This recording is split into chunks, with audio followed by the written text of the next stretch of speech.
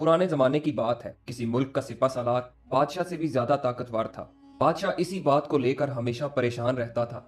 उसे पता था कि सिपा सालार ने लूट मार मचा के अपनी ताकत को बढ़ा लिया है। एक दिन सिपा सालार ने अचानक बगावत कर दी और बादशाह को कत्ल करके खुद सल्तनत का बादशाह बन गया।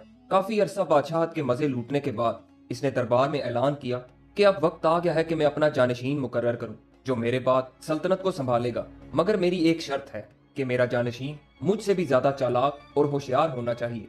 मैं अपने वक्त में इतना होशियार और चालाक होता था कि एक ही वक्त में 10-10 घरों को अपनी चालाकी से लूट लेता था। ये सुनकर दरबारियों में से एक शख्स जिसका नाम भल्लू था, वो आगे बढ़ा और कहने लगा, हुजूर, आप 10 घरों की बात कर रहे हैं, मैं तो पूरी की पूरी बस्ती ही खा जाऊं और डकार भी ना लूं। सिपा सालार बादशाह ने कहा, तो ठीक है, तुम साथ वाली बस्ती में जाकर अपना कमाल दिखाओ। भल्लू वहां से रुखसत हुआ और अपनी बीवी को साथ लेकर एक सौदागर के भेष में साथ वाली बस्ती में रहने लगा।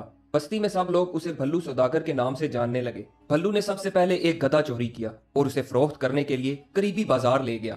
बाजार जाने से पहले इसने गधे के मुंह में अशरफियां ठूंस कर गधे का मुंह अच्छी तरह कपड़े से बांध दिया। बाजार की पुरहजूम जगह पर खड़े होकर इसने गधे के मुंह से कपड़ा हटा दिया। जैसे ही कपड़ा हटा, गधे के मुंह से खन खन करती अशरफियां गिरने लगी। खनखनाती आवाज सुनकर लोग इसकी तरफ देखने लगे और हैरान होकर चहमगोइयां करने लगे कि क्या खूब गधा है, मुंह से अशरफियां निकल रही हैं और वो भी सोने की। आखिर बेसब्र होकर लोगों ने भल्लू से पूछा कि ये क्या माजरा है। भल्लू ने कहा, ये एक अजीबो गरीब गधा है। मैं जब भी उदास होता हूँ तो दिन में एक बार इसके मुंह से अशरफियां निकलती हैं। मेरे घर में तो अब इतनी भी जगह नहीं कि जहां मैं अशरफियां रख सकूं, इसीलिए मैं इससे बहुत तंग हूं और उसे बेचने के लिए बाजार ले आया हूं। मैं ये चाहता हूं कि कोई ऐसा ताजिर उसे खरीदे जो इसका ख्याल रख सके। लोगों ने गधे के मुंह से अशरफियां तो गिरती देख ली थी और बाकी का किस्सा भल्लू सौदागर ने बता दिया था। सब ने यही सोचा कि इस गधे के लिए अगर मुंह मांगी कीमत भी दे दी जाए तो सौदा महंगा नहीं। बड़े बड़े ताजिर इस गधे को खरीदने के लिए बोलियां लगाने लगे। आखिरकार एक ताजिर ने गधे को 10,000 सोने की अशरफियां देकर खरीद लिया। भल्लू सौदागर ने 10,000 अशरफियां ताजिर से और जमीन पर पड़ी अशरफियां उठाई और घर चला आया। दूसरी तरफ ताजिर गधा लेकर अपने घर की तरफ चला गया। सब लोग तमाशा देखने के लिए इसके पीछे पीछे इसके घर पहुंच गए। गधे के मालिक ने कहा, भाइयों, चलो अब गधे के मुंह से अशरफियां निकालते हैं। चुनाचे गधे का मालिक और बाकी लोग उदास शक्लें बनाकर गधे के इर्द गिर्द जमा हो गए। काफी देर इंतजार करने के बाद जब गधे के मुंह से अशरफियां ना निकली तो वो सचमुच के परेशान हो गए। इस दौरान गधा अशरफियां देने के बजाय चारा ही खाता रहा। आखिरकार एक अक्लमंद शख्स वहां से गुजरा। इसने जब देखा कि इतने सारे लोग परेशान बैठे हैं तो उनसे पूछा कि क्या माजरा है। लोगों ने जो गुजरा था वो बयान कर दिया। इस अक्लमंद आदमी ने ताजिर को बताया कि तुम्हारे साथ धोखा हो चुका है। इससे पहले कि वो लुटेरा भाग जाए, फौरन उसे पकड़ लो और सबक सिखाओ। सब लोग इकट्ठे होकर भल्लू के घर पहुंच गए और दरवाजा खटखटा कर भल्लू को आवाज दी तो अंदर से इसकी बीवी ने कहा, जी, भल्लू तो किसी काम से बाहर गए हुए हैं, आप बाहर इंतजार करें, मैं अपना पालतू कुत्ता भेजती हूँ। ये वहाँ जाकर अपने मालिक को आप लोगों के मुतालिक बताएगा और उसे अपने साथ ले आएगा। लोग ये बात सुनकर हैरान हो गए और सोचने लगे कि एक कुत्ता अपने मालिक को कैसे घर ला सकता है। असल में ये भल्लू सौदागर की एक और चाल थी। वो अभी भी घर में ही मौजूद था। उसे पता था कि जब गधे के मुंह से सिक्के नहीं निकलेंगे तो लोग इसके घर की तरफ आएंगे, इसलिए इसने अपनी बीवी को पहले ही समझा दिया था कि क्या करना है। चुनाचे भल्लू की बीवी ने कुत्ते को आजाद किया, जो दरवाजे से निकलकर लोगों के सामने से होता हुआ भाग गया। दूसरी तरफ भल्लू अपने घर की पिछली दीवार फलांग कर कुत्ते की सिमत में भागा। कुछ ही देर में इसने कुत्ते को पकड़ लिया और इसके साथ वापस घर की तरफ आ गया। थोड़ी ही देर गुजरी थी कि लोग आंखें फाड़े भल्लू को देख रहे थे, जो अपने कुत्ते के पीछे पीछे चला आ रहा था। वो सब लोग ये बात भूल गए कि वो वहाँ क्यों आए हैं और कुत्ते के मुतालिक चहमगोइयां करने लगे कि ये कुत्ता तो बड़ा ही कमाल का है। उन्होंने भल्लू सौदागर से पूछा कि जरा बताओ तो ये कुत्ता कितने का है। भल्लू सौदागर ने पहले तो इनकार किया कि ये कुत्ता मैं किसी सूरत नहीं बेचूंगा, मगर बाद में उन्हीं लोगों में मौजूद एक और ताजिर ने जब 10,000 अशरफियां निकाली तो भल्लू मान गया। वो ताजिर कुत्ते को लेके अपने घर की तरफ चल पड़ा और लोग इसके पीछे पीछे चल पड़े, ये देखने के लिए कि कुत्ता घर से गए हुए शख्स को कैसे वापस लाता है। जिस ताजिर ने ये कुत्ता खरीदा था उसका एक गुलाम भी था, जो अपने मालिक से बड़ा ही तंग था और हमेशा इसी ताक में रहता था कि कब मौका मिले और भाग जाऊं। ताजिर घर पहुंचा तो इसने अपने गुलाम से कहा कि तुम जरा साथ वाली बस्ती में जाओ और वहां से चावल के दाम पूछ कर आओ। गुलाम खुशी खुशी रवाना हो गया। जैसे ही गुलाम घर से निकला, ताजिर ने कुत्ते को पीछे से भेज दिया। गुलाम मौका मिलते ही भाग खड़ा हुआ और कुत्ता भी कहीं दूर निकल गया। काफी देर गुजर गई। जब गुलाम और कुत्ता दोनों वापस ना आए तो लोग समझ गए कि हमारे साथ एक बार फिर धोखा हो गया है। शदीद गुस्से के आलम में लोग एक बार फिर भल्लू के घर पहुंच गए।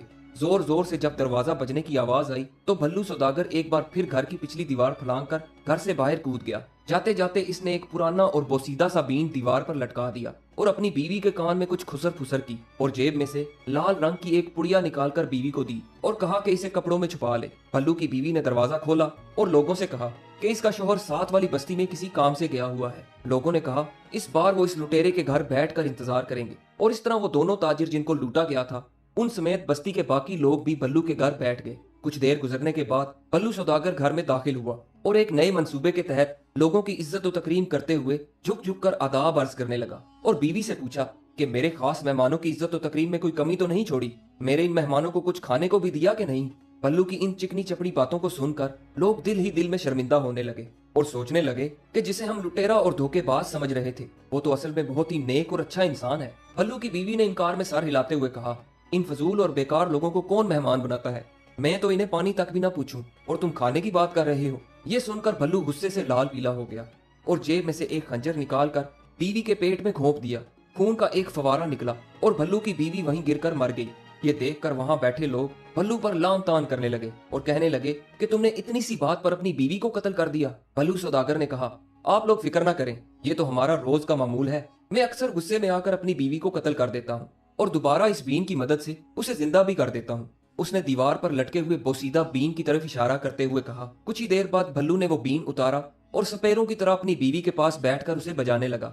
थोड़ी ही देर बाद भल्लू की बीवी जो खंजर के वार से हलाक हो चुकी थी एकदम से उठ खड़ी हुई और गुस्से से अपने शोहर से पूछने लगी कि तुमने मुझे एक बार फिर कत्ल कर दिया। सब लोग ये तमाशा देखकर हैरान हो गए और एक बार वो फिर भूल गए कि वो वहाँ क्यों आए हैं। दरअसल भल्लू सौदागर ने एक और मंसूबा बनाया था। इसने जो लाल रंग की पुड़िया अपनी बीवी को दी थी वो उसकी बीवी ने पहले से ही अपने कपड़ों में छुपा दी थी। भल्लू के पास एक खंजर था जिसके अंदर स्प्रिंग लगा हुआ था और वार करने की सूरत में खंजर का फल दस्ते के अंदर चला जाता था। यूं जिस पर इस खंजर से वार किया जाता था इससे सामने वाले को कोई नुकसान नहीं होता था। और हकीकत में भल्लू की बीवी मरी नहीं, बल्कि जैसे ही भल्लू ने अपनी बीवी पर वार किया था इसने उस सुर्ख रंग की थैली को फोड़ दिया जिसे लोग खून समझ बैठे। इतने में लोग इस बीन के बारे में भल्लू से पूछने लगे। भल्लू सौदागर ने कहा कि ये बीन मेरे दादा की मिरास है, मैं किसी कीमत पर इसे फरोख्त नहीं करूंगा। एक और ताजिर आगे बढ़ा और 10,000 अशरफियां देकर भल्लू से वो बीन खरीद लिया। इसके बाद लोग अपने अपने घरों को चले गए। जिस ताजिर ने वो बीन खरीदा था वो अपनी बीवी से बहुत ही तंग था क्योंकि इसकी बीवी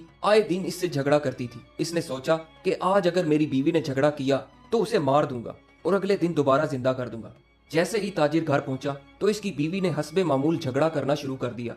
ताजिर ने जेब से खंजर निकाला और अपनी बीवी के पेट में घुसेड़ दिया। ताजिर की बीवी वहीं पे ढेर हो गई।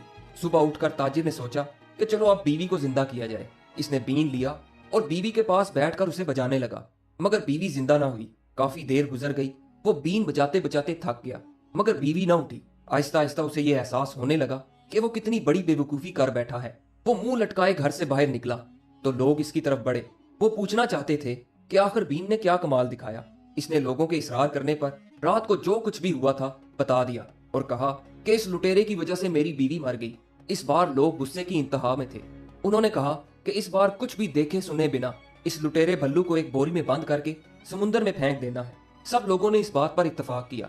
एक बार फिर सब लोग इकट्ठे होकर भल्लू सौदागर के घर पहुंचे और इस बार उसे भागने का मौका न दिया। लोगों ने इसके हाथ पांव बांधकर बड़ी सी बोरी में डाला और समुद्र की तरफ चल पड़े।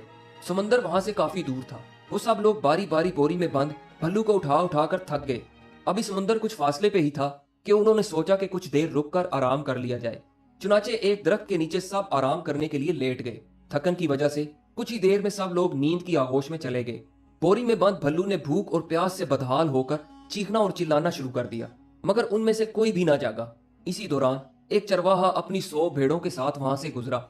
इसने देखा कि लोगों का एक जम्मे गफीर गफलत की नींद सो रहा है और इसके पास मौजूद बोरी में बंद कोई शख्स चिल्ला रहा है। चरवाहे ने अपनी भेड़ों को एक तरफ चरने के लिए छोड़ दिया और बोरी खोलकर भल्लू सौदागर को पानी पिलाया और पूछा कि तुम कौन हो और ये इर्द गिर्द सोए हुए लोग कौन है और तुम इस बोरी में क्यों बंद हो। भल्लू सौदागर ने जवाब दिया, ये जितने भी लोग सो रहे हैं ये मेरे खानदान के लोग हैं और मेरी शादी जबरदस्ती समुंदर पार शहजादी से करवाना चाहते हैं, मगर मुझे मालो दौलत की जरा भी लालच नहीं। मैं अपने चचा की लड़की से शादी करना चाहता हूँ, इसलिए मैं इस शादी से राजी नहीं हूँ। जब मैंने इनकार किया तो उन्होंने मुझे बोरी में बंद कर दिया और इसी हालत में मेरी शादी समुंदर पार इस शहजादी से करना चाहते हैं। चरवाहा भल्लू की बातें सुनकर मुतासिर हो गया और पूछने लगा कि बताओ कि क्या मैं तुम्हारे किसी काम आ सकता हूँ। भल्लू सौदागर झट से बोला, क्यों नहीं, तुम मेरी जगह इस बोरी में आ जाओ और जब शहजादी के पास ये बोरी पहुंचेगी तो इसकी शादी तुमसे हो जाएगी और तुम अकेले इस सल्तनत के मालिक बन जाओगे। चरवाहा ये सुनकर बहुत खुश हुआ और झट से छलांग लगाकर बोरी में जा बैठा। भल्लू ने बोरी का मुंह बंद किया, चरवाहे की तमाम भेड़ें लीं और वहां से रफू चक्कर हो गया। जब वो लोग नींद से बेदार हुए तो उन्होंने बोरी में बंद चरवाहे को समंदर में फेंक दिया और घरों को वापस लौट गए। अगले दिन उन्होंने देखा कि भल्लू सौदागर के घर के बाहर 100 भेड़ें बंधी हुई हैं। वो लोग भल्लू के घर गए तो उन्हें अपनी आंखों पर यकीन नहीं आ रहा था, जिसे उन्होंने बोरी में बंद करके समंदर के हवाले कर दिया था। वो अपनी बीवी के साथ हंस हंस के गप्पे लगा रहा था। उन्होंने भल्लू से पूछा कि हमने तो तुम्हें समंदर में फेंक दिया था, मगर तुम तो सही सलामत घर में मौजूद हो, बल्कि अपने साथ 100 भेड़ें भी ले आए हो। आखिर ये माजरा क्या है? भल्लू सौदागर कहने लगा, जब तुम लोगों ने मुझे समुद्र में फेंका तो एक जल परी ने मुझे बचा लिया। वो मुझे देखते ही मुझ पर फिदा हो गई और अपने साथ समुद्र के नीचे महल में ले गई। इसने मुझे शादी की पेशकश की तो मैंने ये कहकर इनकार कर दिया कि मैं तो पहले से ही शादीशुदा हूँ और अपने घर वापस जाना चाहता हूँ। तब इस जल परी ने मुझे वापस आने की इजाजत दे दी और मुझे 100 भेड़ें तोहफे में दे दी। जाते हुए इसने मुझसे ये कहा कि जो कोई भी यहाँ जल परियों से शादी करना चाहता है और यहाँ जिंदगी बसर करना चाहता है, उसे यहाँ बोरी में बंद करके ले आना। यकीन मानो, जो भी हमसे शादी करेगा और यहाँ जिंदगी बसर करेगा, इसकी जिंदगी ऐश में गुजरेगी। ये बात सुनकर वहाँ मौजूद हर शख्स कहने लगा कि मैं वहाँ जाना चाहता हूँ। भल्लू ने कहा कि तुम लोग बहुत थोड़े हो, अगर इस बस्ती के सब अफराद भी वहाँ चले जाएं तो फिर भी कम है। उन्होंने कहा कि कल हम सब लोग बस्ती के हर फर्द को जाने पर राजी कर लेंगे। भल्लू सौदागर ने कहा, ठीक है, कल सुबह के वक्त हर कोई एक बोरी और एक रस्सी लेकर समुद्र के पास पहुंच जाए और वहां पहुंचकर हर शख्स एक दूसरे को बोरी में बंद करने में मदद करे। अगले रोज सबने ऐसा ही किया। भल्लू सौदागर ने तमाम बस्ती वालों को बोरी में बंद किया और अपनी बीवी के साथ वापस बस्ती में पहुंच गया। वो दोनों बारी बारी बस्ती के हर घर में दाखिल हुए और बस्ती के तमाम घरों का कीमती सामान लूट लिया। भल्लू ने एक घर से एक छकड़ा निकाला और सारा लूटा हुआ सामान छकड़े में डालकर अपनी बीवी के साथ इस बस्ती से रफू चक्कर हो गया और सीधा सिपा सलार बादशाह के पास पहुंचा। सिपा सलार बादशाह भल्लू को देखकर बहुत ही खुश हुआ और यूं एक बार फिर लालची लोगों के मुल्क पर भल्लू लुटेरे जैसा शख्स जानशीन मुकर्रर हो गया। दोस्तों, ये कहानी आपको कैसी लगी?